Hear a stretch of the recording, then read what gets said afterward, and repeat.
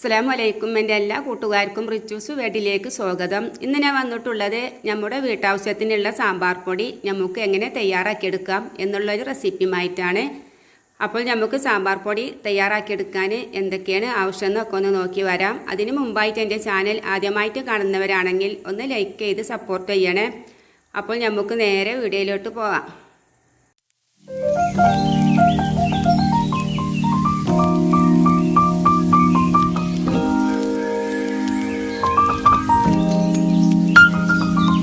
അങ്ങനെ സാമ്പാർ പൊടി ഉണ്ടാക്കാനായിട്ട് ഞാനിവിടെ എടുത്തിട്ടുള്ളത് 200 ഗ്രാം മല്ലി, 15 കാശ്മീരി മുളക്, 20 സാദാ എരിവുള്ള മുളക്, 1 സ്പൂണ് പെരിഞ്ജീരകം, 2 സ്പൂണ് മഞ്ഞൾപ്പൊടി, 1 സ്പൂണ് ഉലുവ, 1.5 സ്പൂണ് ഉഴുന്ന് പരിപ്പ്, 2 സ്പൂണ് പൊട്ടുകടല, 1 സ്പൂണ് കുരുമുളക്, 7 തണ്ട് കറിവേപ്പില.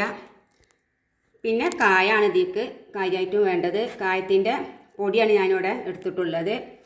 ഇനി നമുക്ക് ഇതെല്ലാം ഓരോന്നോരോന്നായിട്ട് നല്ലോണം വറുത്തെടുക്കണം. മഞ്ഞൾപ്പൊടിയും കായവും നമുക്ക് ലാസ്റ്റ് ഒന്ന് ചൂടാക്കിയെടുത്താൽ മതി. ബാക്കിയെല്ലാം നമുക്ക് ഓരോന്നായിട്ട് ചെറിയ തീയിലിട്ടിട്ട് നല്ലോണം വറുത്തെടുക്കണം. അപ്പോൾ നമുക്കിതൊന്ന് വറുത്തെടുത്ത് വരാം. അപ്പോൾ ആദ്യം തന്നെ നമുക്ക് മുളക് വറുത്തെടുക്കാം. കുറഞ്ഞ തീയിലിട്ടിട്ട് വേണം വറുത്തെടുക്കാൻ.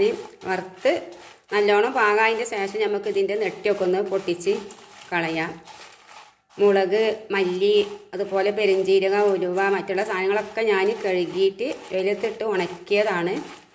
അപ്പോൾ അധികമൊന്നും വേവാണ്ടാവില്ല.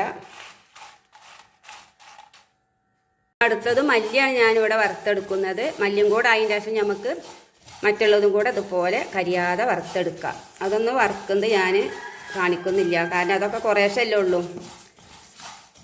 ഇതുപോലെ നമ്മൾ വീട്ടിൽ തന്നെ സാമ്പാർ പൊടി ഉണ്ടാക്കിയെടുക്കുകയാണെങ്കിൽ നമുക്ക് നല്ല രുചിയുള്ള സാമ്പാർ കൂട്ടാൻ കഴിയും. എൻ്റെ വീഡിയോ കണ്ടുകൊണ്ടിരിക്കുന്ന സമയത്ത് നിങ്ങൾക്കത് ഇഷ്ടപ്പെടുകയാണെങ്കിൽ നിങ്ങളെല്ലാവരും സബ്സ്ക്രൈബ് ചെയ്യണം. ഇതുവരെ സബ്സ്ക്രൈബ് ചെയ്യാതെ കാണാത്തവരുണ്ടെങ്കിൽ തീർച്ചയായിട്ടും ഒന്ന് സബ്സ്ക്രൈബ് ചെയ്യുക. അതുപോലെ ലൈക്കൊക്കെ ചെയ്യാൻ മറക്കരുത്. അങ്ങനെ നമ്മുടെ സാമ്പാറിനുള്ള എല്ലാ സാധനങ്ങളും ഇതവിടെ വറുത്തെടുത്തിട്ടുണ്ട്. ഇത് വറുത്തിട്ട് നമുക്ക് ഒന്നിച്ചിട്ട് ഒരു പാത്രത്തിൽ ഇട്ട് കൊടുക്കുക. നമുക്കിത് ഒന്നിച്ച് പൊടിച്ചെടുക്കാനുള്ളതാണല്ലോ. ഇനി നമുക്ക് സാമ്പാർ പൊടിയും മഞ്ഞളും ഒന്ന് ചൂടാക്കിയെടുക്കാം. അങ്ങനെ ഈ ചൂടായ ചട്ടിയിലേക്ക് ഞാൻ മഞ്ഞൾപ്പൊടിയും കായവും ഇട്ട് കൊടുത്തിട്ടുണ്ട്. ഇതും കൂടെ നമുക്കൊന്ന് ചൂടാക്കിയെടുക്കുക. തീ കത്തിക്കേണ്ട ആവശ്യമൊന്നുമില്ല. ഈ ചട്ടി നല്ലോണം ചൂടായി കിടക്കുകയാണല്ലോ, ആ ഒരു ചൂട് മാത്രം മതി.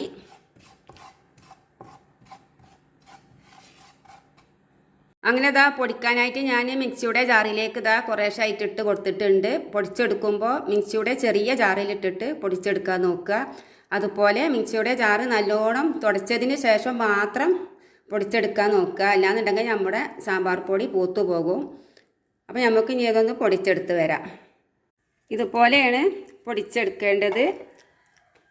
ഇനി നമുക്കിതിൻ്റെ അരുന്നൊക്കെ ഒന്നും കണ്ട് ഇതുപോലെ കണ്ട് ചെയ്ത് കൊടുത്തതിൻ്റെ ശേഷം ഒന്നും കൂടെ അടിച്ചെടുക്കുക. അപ്പോൾ നല്ലോണം ഒന്നും കൂടെ ഒടിഞ്ഞ് കിട്ടിക്കോളും.